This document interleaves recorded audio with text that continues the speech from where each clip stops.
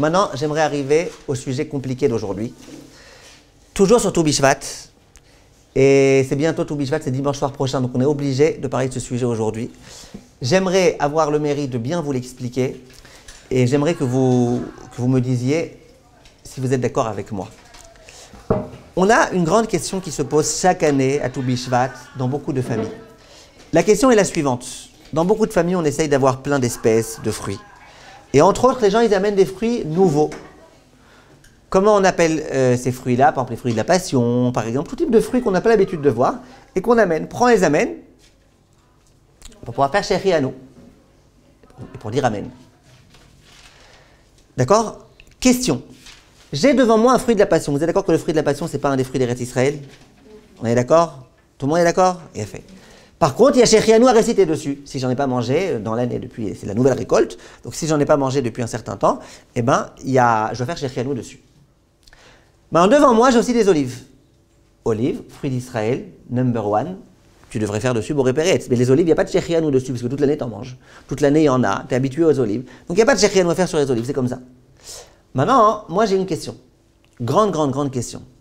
Est-ce que je devrais faire Tou Bishvat, mais ça peut être un autre jour, hein, c'est juste un exemple. Est-ce que je devrais faire Boré Péretz sur mon olive, comme on a dit, les fruits d'Israël, ça passe avant tout? Ou est-ce que non, là, comme le fruit de la passion, il a en plus le chéri à nous, est-ce qu'on ne devrait pas par hasard faire le haetz plus le chéri à nous sur le fruit de la passion? Je ne vous demande pas ce que vous en pensez. Après, vous m'aiderez, s'il vous plaît. Pour l'instant, je ne vous demande pas ce que vous en pensez. Je vous pose maintenant, avant de pouvoir répondre à cette question, j'aimerais juste qu'on se mette d'accord sur un autre point. Vous connaissez, j'imagine, toute la halacha, que sur des nouveaux fruits, on récite la bracha de chéri à nous. C'est une halacha dans le Shulchan Aruch qui dit que quand on a un nouveau fruit serait un fruit de la nouvelle récolte qu'on n'a encore jamais mangé. Donc on est en extase, on est en exaltation devant ce nouveau fruit, devant la beauté de la créature d'Akadosh Baruch Hu. Qu'est-ce qu'on fait? On fait la bracha de chéri à nous. Question, comment ça marche? Est-ce que je prends mon fruit de la passion, je fais Boré Péretz, chéri à nous et je mange? Est-ce que je fais d'abord chéri à nous, Boré Péretz et je mange? Comment ça marche? Qui est-ce qui peut me dire? Raquel. Parce que chéri à nous, il passe avant tout. Donc vous faites Baruch Ata Hashem Elokeinu Melech Shechianu Ekivenu Meginu Azman Hazeh, Baruch Ata Hashem Elokeinu Melech Boré Péretz et vous mangez. Après, il y aura une coupure entre les deux. Si on fait une bracha avant après qu'on a fait une bracha, il y aura un schneeblik. Un schneeblik, d'accord. C'est comme quand on fait les Nishmat, on fait déjà les Nishmat, après on fait la bracha. Oui, il y a un rapport, les Nishmat, Je vais te faire une bracha. Justement, c'est pour pas qu'il y ait une nafsaka entre la bracha. Ouais, mais d'accord. Qu'est-ce que vous dites? C'est ça, c'est d'avoir une nafsaka. Donc tout le monde dit qu'on fait d'abord chéri à nous. Non, souvent on fait d'abord à Pourquoi? parce que chéri à nous, c'est la bracha secondaire, c'est pas la bracha principale. Très bien, très bien. Il y a un principe. Oh, regardez, venez, on essaye de réfléchir.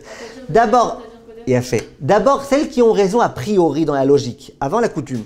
Dans la logique, a priori, celles qui ont le plus raison, c'est celles qui ont dit qu'on devrait faire d'abord chéri à nous. Pourquoi? Comme on a un principe, c'est qu'on ne doit pas marquer d'interruption entre le Baruch Ata Hashem Boré Péretz et la consommation du fruit. Et si tu me mets un chéri à nous en plein milieu, ben c'est une interruption.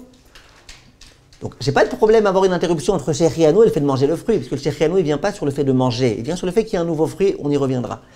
Mais par contre, entre Boré Péretz et manger, il faut qu'il n'y ait aucune interruption.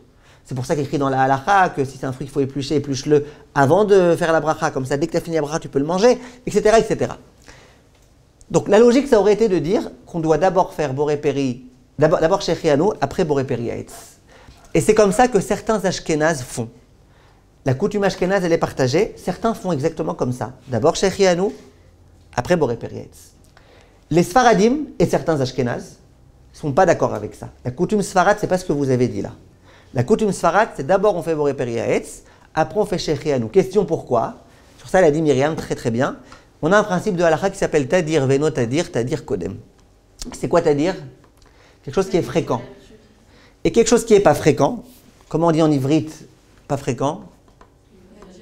Nadir, très bien, quelque chose de rare, Nadir. Donc quand tu as Tadir Veno Tadir, quelque chose de fréquent, quelque chose de moins fréquent, le fréquent il passe avant. Vous voulez un exemple? Je dois... Que quoi?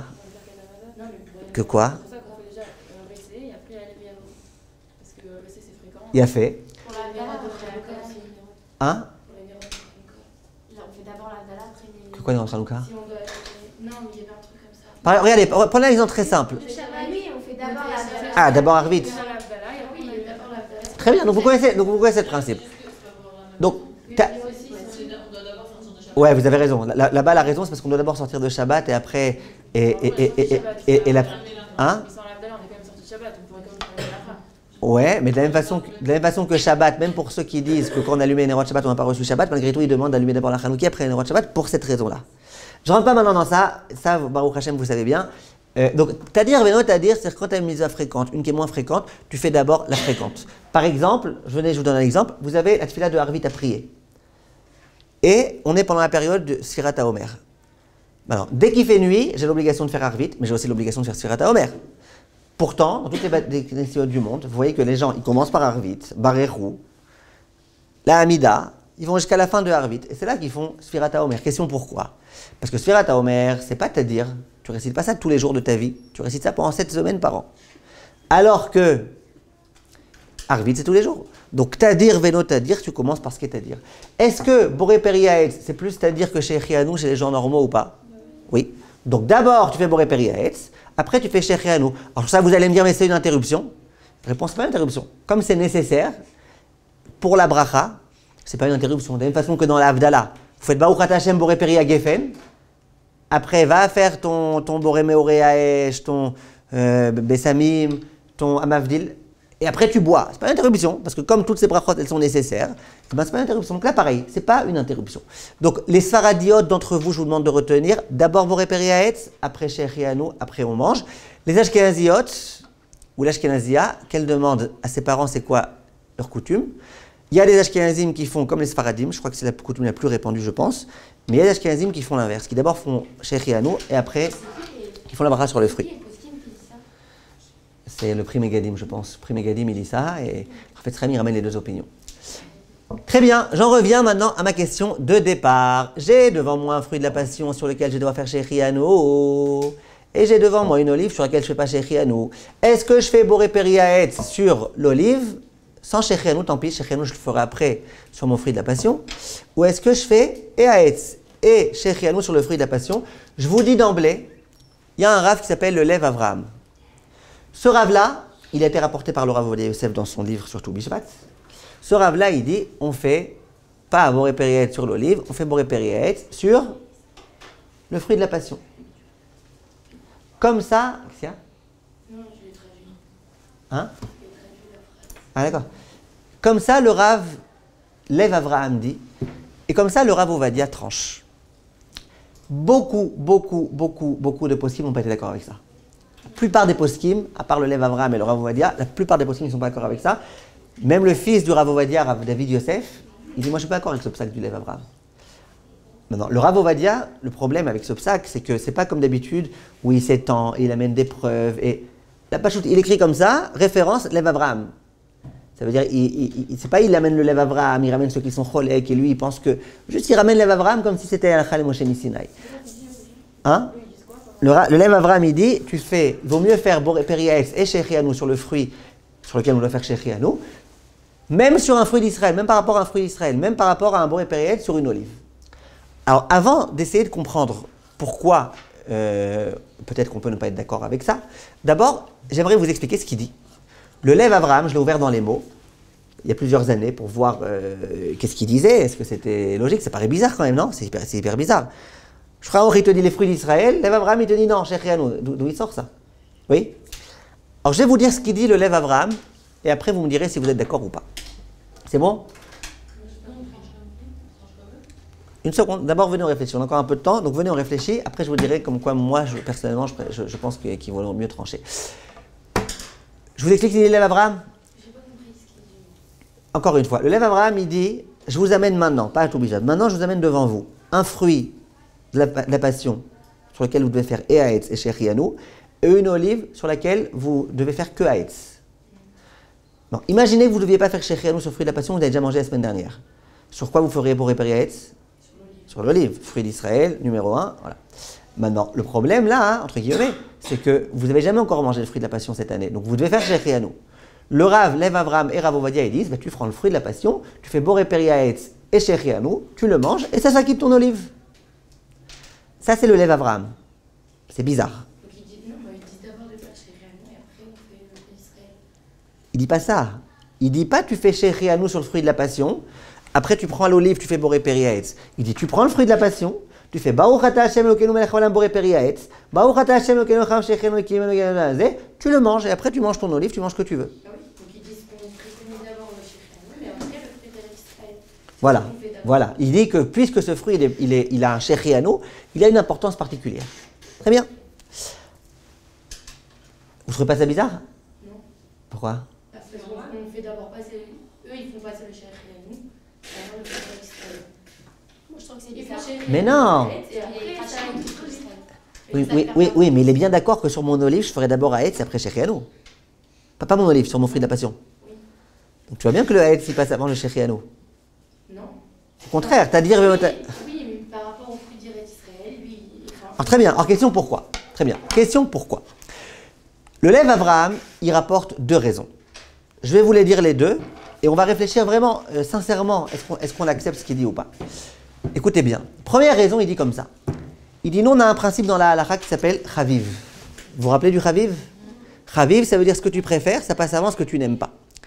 Dit le Rav, Lev Avraham, quand tu as un fruit sur lequel tu vas faire Shechianu, et Boré Periaetz, c'est-à-dire que c'est un fruit qui va mériter 2 brachot. Vous êtes d'accord que quelqu'un qui a une conscience juive, il préfère ce fruit? Il préfère, c'est pas ça un fruit, c'est un fruit qui a 2 brachot. Pas n'importe quoi, hein, oh, 2 brachot. Donc on a une chavivout pour ce fruit. C'est un fruit qui a 2 brachot. Comme ça, il dit le Lev Avraham. Et puisque c'est un fruit qui a 2 brachot, il est chaviv à tes yeux, il est chaviv aux yeux d'Akadosh Baruch Hu, et bien ça passe avant l'olive. Premier argument. Cet argument, vous êtes tous d'accord avec ça? Il n'y a que Tzipia qui est d'accord avec ça? Tout le monde est d'accord avec ça? Ok. Alors, retenez cet argument. Dans 2 minutes, on va essayer de le contrer. Oui? Voilà, 2 brachot. Donc, c'est un génial, quoi. C'est un truc, 2 brachot. 2 brachot en un fruit. 2 brachot. Ouais. La question c'est pourquoi il y a 2 brachot? Pourquoi on ne fait pas une brachot sur chaque fruit? Alors lui, il affirme clairement que sur le fruit de la passion, on fera les 2 brachot. Oui, c'est-à-dire si vous n'avez pas d'olive, si vous n'avez que le fruit de la passion, ben c'est un fruit qui mérite 2 brachot. Par contre, l'olive, même si vous n'avez pas de fruit de la passion, vous ne ferez qu'une bracha. Donc le fruit de la passion, vous le préférez. Première raison. Deuxième raison, vous savez quoi? Venez, on réfléchit à cette raison. Après, on passera à la deuxième. Venez, on réfléchir à cette raison. Pourquoi moi, ça me choque beaucoup, ce psaque-là? Vous voulez que je dise pourquoi? Tzipia, je peux vous mettre à l'épreuve? J'ai une question. Vous avez devant vous une olive. C'est quoi le fruit à que vous adorez? Les fruits à que vous adorez?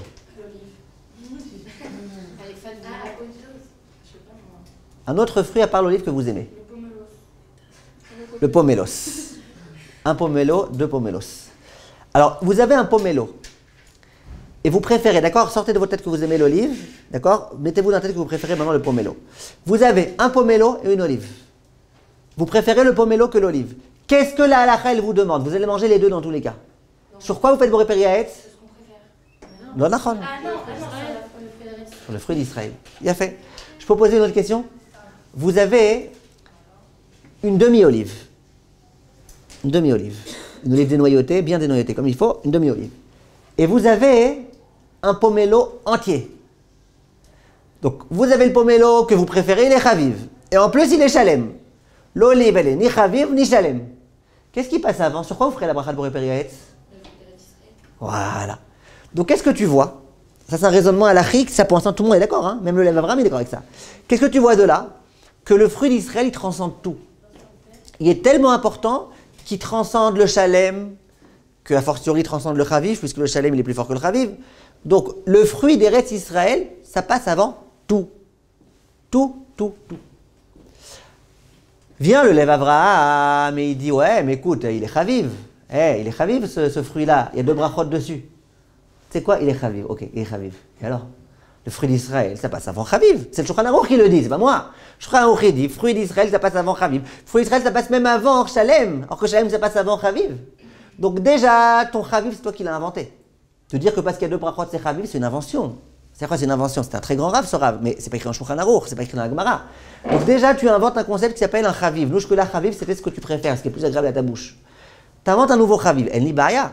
Mais même si tu veux inventer ton nouveau chaviv, tu peux pas. Pourquoi? Pourquoi? Parce que le fruit Israël, ça passe avant. Vous vous rappelez comment je m'étais énervé la semaine dernière avec l'histoire de l'olive de Tombouctou et l'orange d'Israël?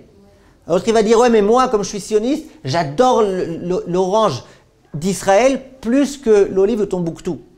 Tu peux adorer ce que tu veux, ça me fait une belle jambe. Le fruit israélien passe avant. Vous comprenez ce que je veux dire? Donc là, c'est exactement la même chose. Le fruit d'Israël, surtout si ton olive, tu l'aimes, et surtout si elle est entière. Ouais, mais lui, il a 2 brachot, et alors? Donc ça, c'est le premier argument qui, a priori, ne tient pas la route du tout. Pour des raisons halachiques que je viens de vous expliquer. Maintenant, je vous donne le deuxième argument. Vous êtes concentré encore un tout petit peu? Écoutez bien. Deuxième argument, il est un tout petit peu plus difficile à comprendre. Écoutez-le. Le Shulchan Aruch, quand il parle de la bracha de Shechianu, il dit quand on voit un nouveau fruit. Il ne dit pas quand on mange un nouveau fruit. Il dit quand on voit un nouveau fruit, on doit faire la bracha de Shechianu. Au jour d'aujourd'hui, et pareil dans les vêtements. Le Shulchan Aruch, il dit quand tu achètes un vêtement nouveau, tu fais Shechianu. Il ne dit pas quand tu portes un nouveau vêtement. Est-ce que vous êtes d'accord qu'aujourd'hui, c'est pas ce qu'on fait? Aujourd'hui, on fait Shechianu quand on le porte. Aujourd'hui, on fait Shechianu quand on le mange. Pourquoi? Dans ce cas, on va faire les magasins, on fait des brachot tout le temps. Ah, Chazak. Pourquoi Béhémet? Vous achetez aussi. Pas pour les fruits. Pourquoi c'est comme ça? Beikaron Shechianu, on remercie Akadosh Baruch Hu d'avoir renouvelé la nature, de nous avoir renouvelé à nous, de nous avoir permis de vivre encore une saison. N'est-ce pas? Shechianu, Vekiemanu, Veigianu, Azmanazek, nous a permis d'arriver à cette saison-là. N'est-ce pas? Maintenant, écoutez bien. La bracha, en principe, c'est sur la vue. Tu vois un nouveau fruit, tu es en émerveillement, tu es heureux. Ça change quoi que tu la manges ou que tu ne le manges pas? Tu es heureux, tu es heureux. Tu as acheté un nouveau vêtement, qu'est-ce qui te rend le plus heureuse? De l'avoir acheté ou de l'avoir porté le premier jour? Bah, tu l'achètes pour le porter, mais dès que tu l'as acheté, tu es déjà contente, tu es déjà heureuse. Pourquoi alors aujourd'hui on ne fait pas comme ça? Pourquoi aujourd'hui on ne fait pas comme le Shulchan Aruch? Parce qu'aujourd'hui on est tellement pourri gâté. On est tellement blasé. Aucun mot ne dira suffisamment ce qu'on est au jour d'aujourd'hui. Qu'au jour d'aujourd'hui, il y a un nouveau fruit, d'accord. Et alors? Non mais tu trouves pas qu'il est beau? Ouais, ça va, allez, ouais, je ne suis pas en CP moi, hein, je ne suis pas en CE1. Ça va, aujourd'hui les gens ils ne sont pas capables de s'émerveiller devant un beau fruit. Alors aujourd'hui on dit bon, on espère que quand tu le mangeras, au moins tu seras capable de t'émerveiller. Même ça, aujourd'hui on est tellement blasé que bon, ça c'est une pastèque. Hein, mais en principe, on peut plus s'émerveiller quand on mange un fruit que quand juste on l'a vu. On est plus capable de s'émerveiller et de remercier Hachem quand on porte un vêtement que quand juste on l'a acheté. Donc aujourd'hui, où on a du mal à s'émerveiller facilement, eh ben, on attend le moment où vraiment là, on est sûr que tu vas t'émerveiller, c'est là qu'on fait la bracha. Comme ça, les poskim ils expliquent. Mais il n'empêche que Beikaron, en principe, fondamentalement, quand est-ce qu'on devrait réciter Shechianu avec le fruit? Quand tu l'as vu. N'est-ce pas? Il a fait, viens le Lev Avram, alors maintenant concentrez-vous, viens le Lev Avram et il dit comme ça. J'ai acheté mon fruit de la passion vendredi. D'accord? Dimanche soir, c'est Tu Bishvat. Ok. À partir de quel moment j'avais le devoir, entre guillemets, de réciter Shechianu? Depuis vendredi. Mais tu peux pas, tu vas pas le manger avant dimanche soir. Alors, tu vas pas le manger, tant pis. Alors tu vas laisser ton Shechianu attendre. Maintenant, est-ce que vous êtes d'accord que moins tu laisses le temps passer, mieux c'est? Il vaut mieux. Tu as vu vendredi, tu vas pas te dire dans 3 ans je ferai Shechianu sur le fruit que j'ai vu vendredi. Il vaut mieux faire le plus vite possible. Oui ou non? Viens le Lev Avraham et il dit, écoutez bien, il dit si tu prends ton olive et que tu vas faire boré périette sur ton olive et que tu vas manger ton olive et que simplement après tu vas commencer à t'occuper de ton Shechianu sur le fruit de la passion, tu auras une interruption plus grande que si tu prenais direct le fruit de la passion, Shechianu si tu es Ashkenaz, Haetz et tu manges, ou même Haetz Shechianu et que tu manges. Aïe, aïe, aïe, aïe, comme on ne veut pas qu'il y ait une grande interruption entre le moment où tu as vu le fruit et le Shechianu, eh ben on préférera faire la bracha sur le fruit qui a la bracha de Shechianu pour économiser encore 18 secondes. 18 secondes. Ça, c'est le Lev Avram. Qui est-ce qui peut me dire que c'est bizarre ce psaque? Je vous demande, soyez un peu critique. Quand on fait de la halakha, vous avez le droit d'être critique. Hein. Mais soyez critique. Ok, c'est Rav Ovadia qui est d'accord avec lui. Soyez critique. Bechavot, qui est critique ici? Vous, je sais que vous êtes critique, alors pourquoi? Parce que je pense que ça change rien, 18 secondes, plus de 18 secondes. Bien sûr que ça change. Alors pourquoi on vous demande d'éplucher un fruit et de faire la bracha après? Pourquoi on vous demande d'attendre de faire shakol sur votre thé une fois qu'il s'est un peu refroidi pour ne pas laisser 18 secondes se passer? Parce que là, il y a vraiment une afsaka. C'est-à-dire que si on fait la bracha et après on fait exprès d'attendre attendre. Alors ok, c'est pas bien. Ok. Mais là, c'est à nous de décider en fait quand la faire. Ça change pas 18 secondes avant, 18 secondes après. Ok. Je comprends ce que vous dites, hein, je comprends. C'est-à-dire, vous dites, on se moque du monde, à 18 secondes, ça va aller. T'as attendu de vendredi jusqu'à dimanche, moi tu me dis à 18 secondes de plus. Je comprends que c'est rigolo ce que vous dites, c'est rigolo de dire on attend 18 secondes. Mais disons qu'à part rigolo, pourquoi C'est pas drôle, mais ça veut dire. C'est ça quoi. Il y a quelque chose de, à mon avis, il y a quelque chose de beaucoup plus problématique dans ce psaque. Oui. Parce que moi, je trouve que les fruits d'Israël, ils ont beaucoup plus important que de 18 secondes d'intervalle, de faire. Ok. etc. Et pourquoi vous pensez que c'est beaucoup plus important? Lui, il vous dit que non. Parce que ça vient d'Israël, c'est écrit dans la Torah qu'il y a les 7 fruits, enfin il y a les 5 fruits d'Israël. Ben là, c'est écrit noir sur blanc. Mais c'est pas écrit chez Très bien, très bien. Vous m'aidez beaucoup là, Vital. Très bien. Vous voulez rajouter quelque chose? Et chez nous, c'est pas écrit dans la Torah. Allez, Dan, aidez-moi. Vous avez aimé ce psaque, vous? Du fruit de la passion? Alors, quand c'est fait nous, de toute manière, on la fera sur le fruit, alors que la bracha de Hetz, on va la lever sur le fruit d'Israël. Il a fait très bien. Très bien. Déborah. Hana. Très bien. Mais je vais vous dire ce que moi je pense personnellement. Et voilà, c'est exactement. Je vais faire un mixte maintenant de ce que Avital a dit, de ce que Léa a dit, aussi un petit peu de ce que Myriam a dit. Écoutez bien. D'abord, introduction. Si je n'avais pas fait assez d'introduction encore, j'en fais encore une petite s'il vous plaît. Introduction. Est-ce que la bracha de Shechianu, c'est une bracha qui est obligatoire ou qui est facultative? Eh bien, la Gemara dit dans la Masechet Eruvin, et les poskim y rapportent ça, que c'est une bracha facultative. En hébreu, on appelle ça reshut. C'est si tu veux, tu fais. Si tu veux pas, tu fais pas. Comment ça se traduit le fait que c'est facultatif? Ben, ça se traduit de plusieurs façons. Par exemple, plein de fois quand je donne des cours sur ce genre de halachot-là, et je dis aux gens, vous savez, sur un nouveau vêtement, bien beau et tout, il faut faire Shechianu. Les gens me disent, ah bon? Je savais pas. Tu dis aux gens, sur un nouveau fruit, on fait Shechianu. Ah bon? Je savais pas. Et après, les filles, c'est pas simplement, ah bon? C'est après, elles vous disent, ah, ça veut dire que ça fait déjà 18 ans que je mange des fruits sans faire la bracha. C'est très grave. Moi, qu'est-ce que je dis aux filles pour les rassurer? Je leur dis, écoutez, si tu manges une pomme, tu fais pas Haïtz, c'est grave ou pas? Bah oui, parce que tu dois faire Haïtz. Si tu manges un nouveau fruit que tu fais pas Shechianu, c'est grave ou pas? C'est pas grave, c'est facultatif. C'est-à-dire que Hachem ne pourra pas te tirer les oreilles, pourquoi tu n'as pas fait Shechianu? Il pourra te tirer les oreilles, pourquoi tu manges sans faire Haïtz? Pourquoi tu manges sans faire Sheakol? Pourquoi tu ne dis pas Yichot Brachot? Mais il ne pourra pas te tirer les oreilles, pourquoi tu n'as pas fait Shechianu? Shechianu, c'est facultatif. C'est-à-dire que Shechianu, ce n'est pas une bracha obligatoire. On ne peut pas obliger quelqu'un à faire Shechianu. Si quelqu'un me dit, moi, je viens d'apprendre les brachot, je suis encore analphabète, je sais juste réciter la bracha de Boré Peri Haetz, et même ça, c'est avec beaucoup d'encorchure. Shechianu, j'y suis pas encore. Est-ce que je peux quand même manger mon fruit ou pas sans faire Shechianu? Je lui dirais quoi? Oui. N'est-ce pas? Il a fait. Ça, c'est une première introduction. Alors maintenant, venons réfléchir ensemble de façon très logique. De quoi il est question ici? De quoi il est question? Finalement, mon Shechianu, je le ferai. Parce que le fait que je fais Boré Peri Haetz sur l'olive, ça ne m'empêche pas qu'après, je pourrais faire Shechianu juste après sur le fruit de la passion. Vous êtes d'accord avec moi ou pas? Personne n'a dit que c'est un problème. Personne n'a dit que si tu as fait Boré Peri Haetz sur ton olive, tu as perdu ton Shechianu sur le fruit de la passion. Shechianu, tu le feras dans une seconde sur le fruit de la passion sans faire Haetz dessus. Tu feras Boré Peri Haetz sur l'olive et Shechianu sur le fruit de la passion. D'accord? Il a fait. Maintenant, la halakha de faire Boré Peri Haetz sur un fruit d'Israël, c'est un inyan, c'est facultatif ou c'est obligatoire comme elle dit Léa? C'est obligatoire, c'est un Shulchan Aruch, c'est une obligation. De faire la bracha sur un fruit d'Israël, c'est obligatoire, c'est pas facultatif. Alors que le Shechianu, même si tu ne le fais pas, c'est pas grave. Je parle pas de laisser une interruption de 18 secondes. Je dis même si tu ne le fais pas bichlal ton Shechianu, c'est pas grave. Alors que si tu ne fais pas sur un fruit d'Israël et tu fais sur un autre fruit, c'est grave, tu as été à l'encontre du Shulchan Aruch. Vous savez ce que je veux dire? Donc écoutez bien ce qui se passe ici.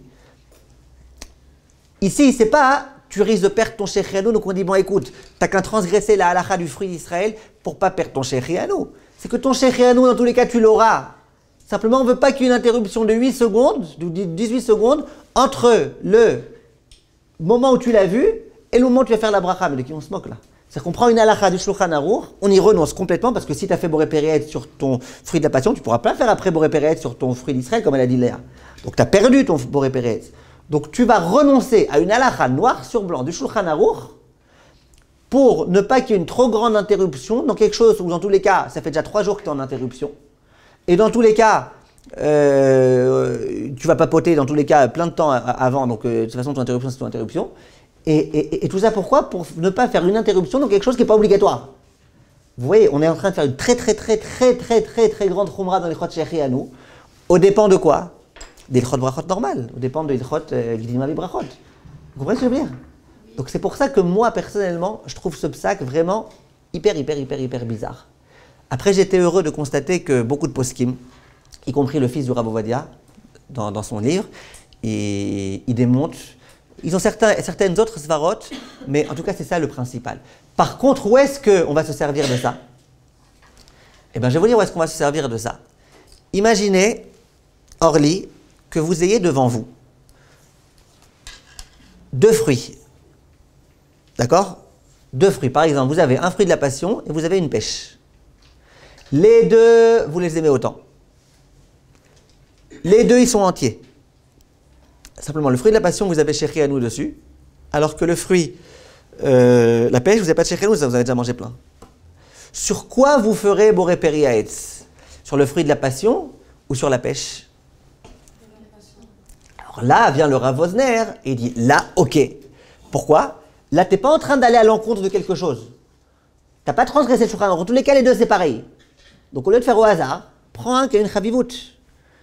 Autre question, Orly, s'il vous plaît. Vous avez un fruit de la passion, un demi-fruit de la passion et une pêche entière. Frais sur la pêche. Ah, mais il a 2 brachot, le fruit de la passion. Et alors? 2 brachot, quel rapport? Donc moi, si vous me demandez ce que je conseille, moi, je ne peux pas vous conseiller de faire quelque chose que je ne comprends pas et qui me paraît très bizarre, et en plus que tous les poskim sont en désaccord, à part le Rav Ovadia qui l'a ramené sans commenter quoi que ce soit. C'est-à-dire que si Rav Ovadia il avait fait une longue dissertation, et qu'il avait dit, je comprends ce que vous dites, mais moi je pense que lui, il a plus raison. Alors j'aurais pu vous dire, écoutez, le Rav Ovadia, il s'est confronté à ce psak-là, et il en a disserté, c'est sa conclusion, vous faites tout comme Rav Ovadia, faites comme lui. Là, il a juste ramené, il n'a pas disserté, et c'est pas son genre, Rav Ovadia, de ramener sans disserter. Donc s'il ramène sans disserter, je ne sais pas, peut-être qu'il ne s'est pas tellement intéressé au sujet. Peut-être qu'il n'a pas tellement réfléchi pendant des heures et des heures à ce sujet-là. Peut-être qu'il avait d'autres choses ce jour-là à faire. Croyez pas que je suis en train de mépriser, Chas Shalom. Je veux dire, on n'est pas... quand on décide d'étudier une Sugiya, et qu'on l'étudie jusqu'au bout, au point que Rav Ovadia, quand il veut écrire une Sheila sur le doute Shemesh le Shabbat, il a 15 pages de Yabia Omer. 15 pages écrites en tout petit, ça veut dire que ça vous prend 3 semaines d'étudier cette Shuvah. Vous comprenez? C'est autre chose. Ce sujet-là, il l'a bien étudié, il a été voir des spécialistes du doute Shemesh pour savoir comment ça fonctionne, il en a discuté, il a ramené d'autres opinions, il confronte son opinion à celle des autres, il ramène des preuves. Mais là, juste d'avoir ramené en une ligne, moi personnellement, je ne trouve pas que ce soit suffisamment satisfaisant pour aller à l'encontre de tous les poskim qui, a priori, eux, disent quelque chose de logique. Puisque je vous ai expliqué combien c'est plus logique ce que les autres disent que ce que le Lev Avraham dit. Vous avez compris?